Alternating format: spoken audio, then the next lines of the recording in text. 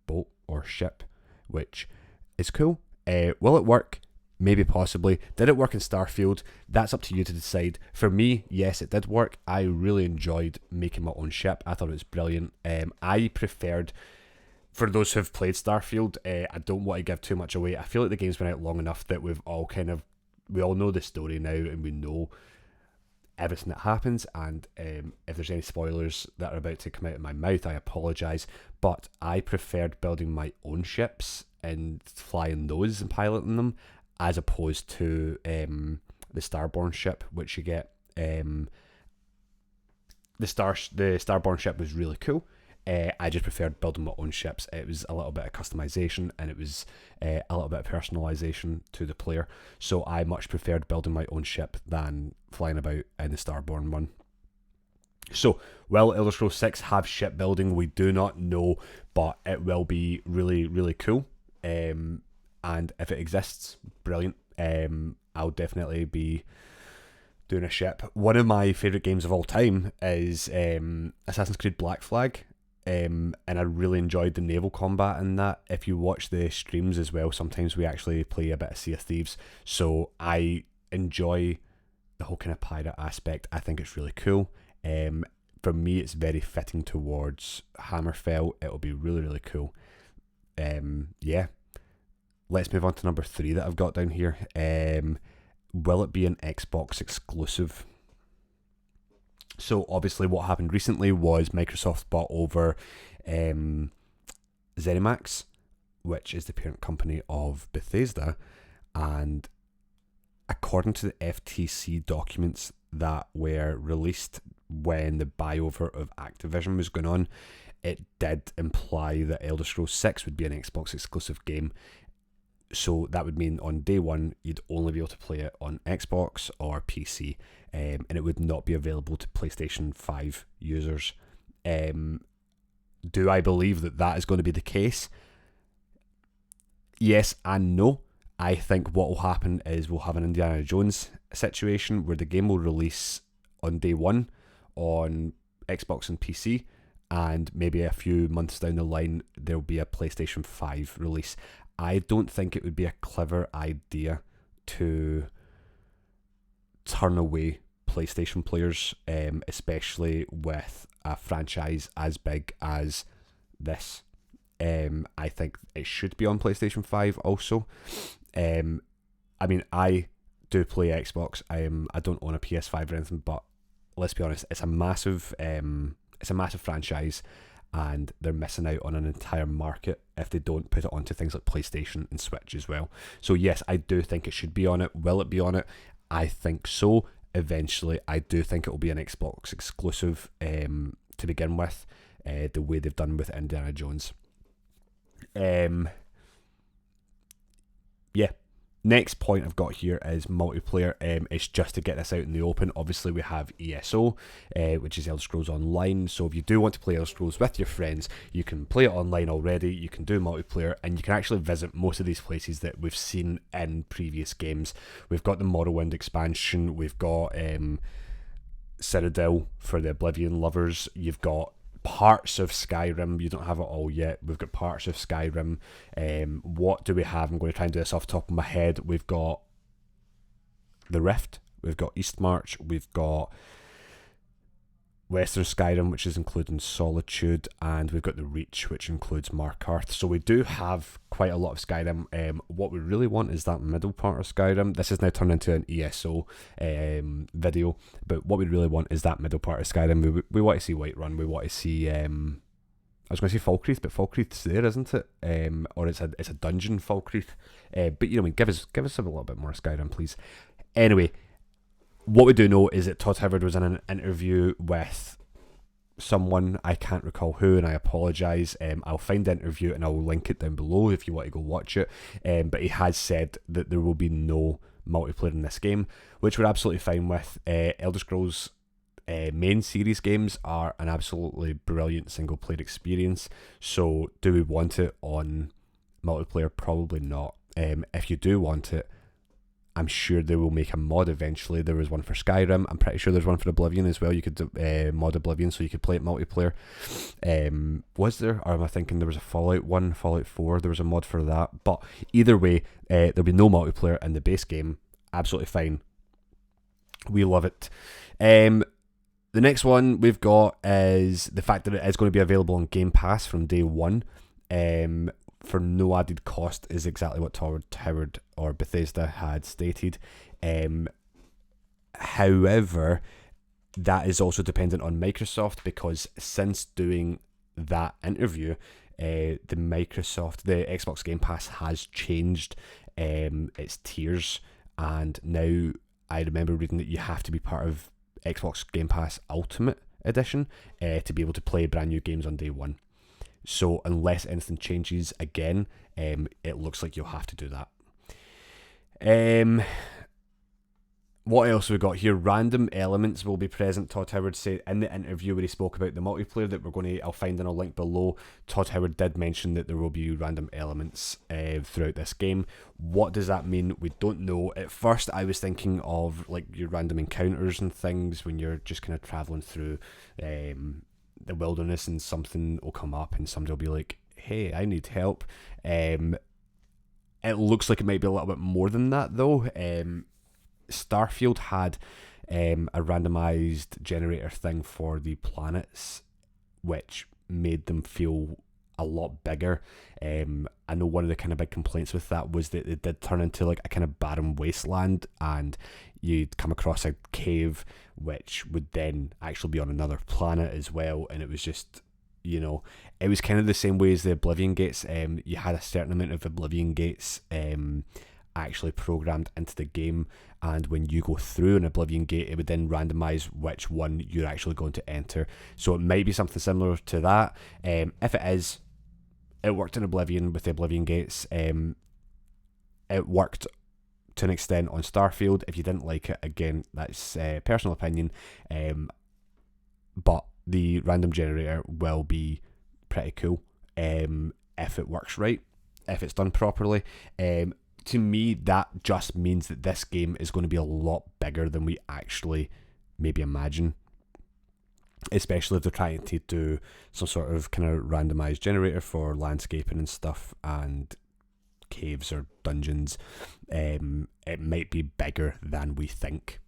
What else we got? The Thalmor. Apparently, one of the leaks was that the Thalmor were going to be a much bigger part of this game than previous games. So obviously the Thalmor showed up quite a bit in Skyrim during the Civil War quest line, which is absolutely which was pretty cool. But they weren't a big part of it. They weren't like the main bad guy. The main bad guy was the opposite faction of whatever you joined. So if you were the Stormcloaks, the main bad faction for you would have been the Imperials, and vice versa. I'm not going to tell you who I sided with. It's like Starfield, it's personal opinion. But yeah, it looks like the Thalmor might actually have a bigger part to play in this storyline. One of the interesting things about the lore and history behind the Elder Scrolls is that the people of Hammerfell, or the country of Hammerfell, had a peace treaty with the Thalmor, which meant that the Thalmor didn't have any sort of jurisdiction within Hammerfell. So it would make sense, again, for it to be Hammerfell if the Thalmor are going to be a big part of it, and maybe one of the, if not the main storyline, a side storyline might be about the Thalmor trying to gain some sort of power over the people of Hammerfell. Next up, we have the engine that's going to be built on. So obviously with the Oblivion leaks, it looks like Oblivion's getting remade on Unreal Engine 5. We do have confirmation that Elder Scrolls 6 is going to be on the Creation Engine 2, which is an upgrade from the Creation Engine, which Bethesda have been using since Morrowind.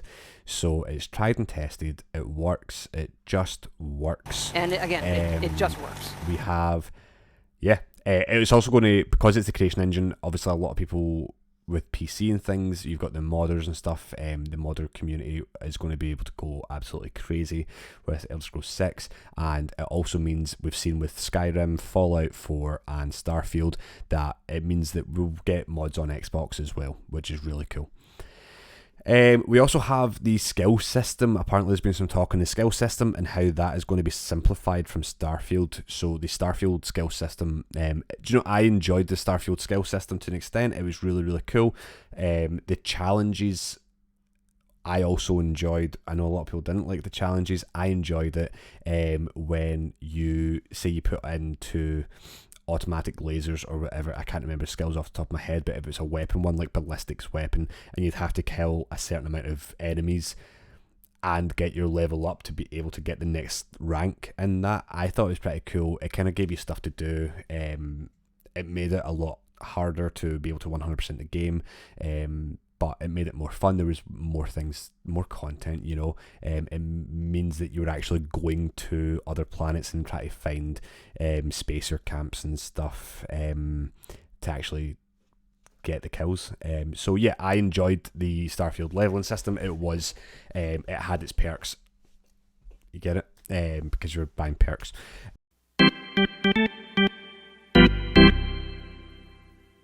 It had its high points, and it was really, really cool. I enjoyed it. Did not have that much of an issue with it.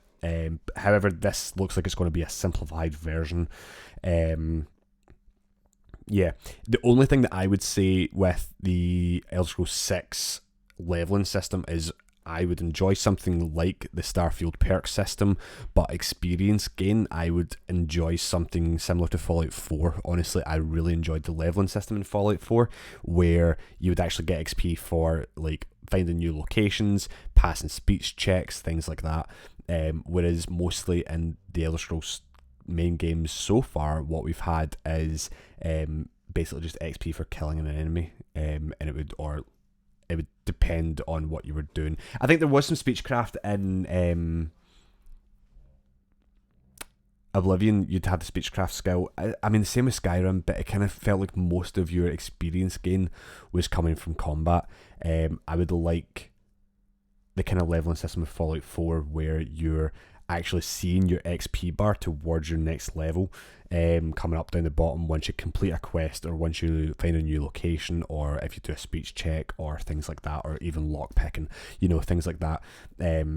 I think for UI anyway, I'd like to see that, and then you can go and put the point wherever you want to put it, along with doing your challenges to get the next rank the way they did in Starfield. That may be a hot take, I don't know. That's what I would look for, or that's what I really want. What else we got here? The last point, which isn't, because I've just thought of something in my head, there was a leak on 4chan of all places, and I don't know how much I believe this. There's a big thing for me in this leak that I don't agree with, and therefore I don't think this leak is real, but we're going to go through it anyway. So firstly, the leak states Hammerfell, which is fine. I believe that part, but I feel like that you could have deciphered that from the trailer, so it's absolutely fine. Secondly, we have the factions in the game, and this is the bit that I find weird. Apparently the only factions in the game are the Fighters Guild, the Mages Guild, the Imperial Cult, the Temple of the Three, and the Dark Brotherhood. Only 5 factions, which is missing out the Thieves Guild, which I think is a very, very weird one to be missed out. And that is the main reason I don't believe this at all. But we're going to continue and read the rest of it. One of the things said that you can only join 4 factions per playthrough, so 4 out of the 5 can be joined, and it's due to some of the quests within the factions are going to intersect with the other factions, and it'll end with factions being destroyed, so you can only join 4 out of the 5. Again, I don't believe it, honestly. That's going to get a big thumbs down, only because I think the main thing about Skyrim and Oblivion and Morrowind is, well, Morrowind not so much, but with Skyrim, I just banged my head off that mic, I don't know if you saw that, is, well, Morrowind, with Skyrim and Oblivion, it was really cool to be able to 100% the game in one playthrough, and I don't see why Bethesda would go away from that now. I think I don't believe it. I don't believe it at all. But we will find out all in due time. But for me, that is a big red flag. The next on the 4chan leak was dragons, and are dragons going to be included in the game? They say yes. Does it make sense? Possibly. It would imply that either the game is going to take place way before the Elder Scrolls V Skyrim, when dragons were freely roaming the land, or it's going to take place during the events of Skyrim when the dragons are rising again. Could it take place after it? Possibly yes. I'm sure they'll find a way to work it in if it's true. But yeah, apparently dragons will be in the game. In saying that, with the dragons, it's not unlike Bethesda to take enemies out of the game. For instance, in Skyrim base game, just vanilla, we didn't have goblins, for instance, which was in Oblivion. You know what I mean? There's things like that where there is enemies in one game that don't appear in another game after it. So it's not like we're going to definitely get dragons or not. This leak says we are. We will see. We will find out. Does it make sense for dragons to be in Hammerfell? Possibly, but we'll find out. The big bad of the game for the main quest line, according to this 4chan leaker, implies it's going to be the Void Gods, led by Nocturnal, who will be in cahoots with the Emperor. Do we believe that? I'm not sure. I don't know if having the Daedric Lords and Princes is a good thing for the main quest line. It would be cool, you know what I mean? But all of them, like led by Nocturnal, I'm not sure. Obviously, the main quest of Oblivion was Molag Bal. Nope, it wasn't. It was Maruna's Dagon. The main quest of ESO was Molag Bal.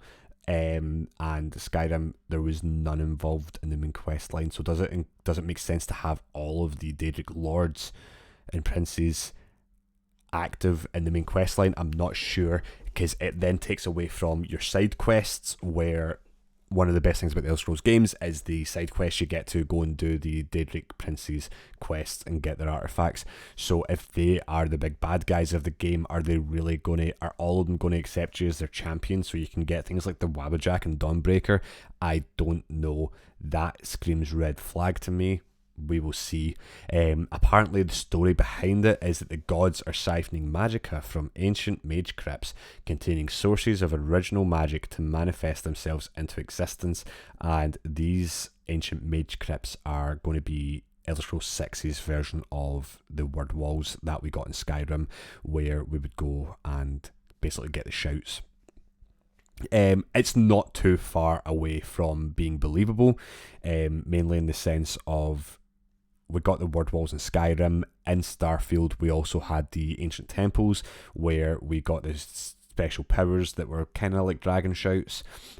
So is it out of the realm of possibilities for Elder Scrolls 6 to have something similar, some sort of similar mechanic where we're getting a special power for every ancient mage crypt that we conquer?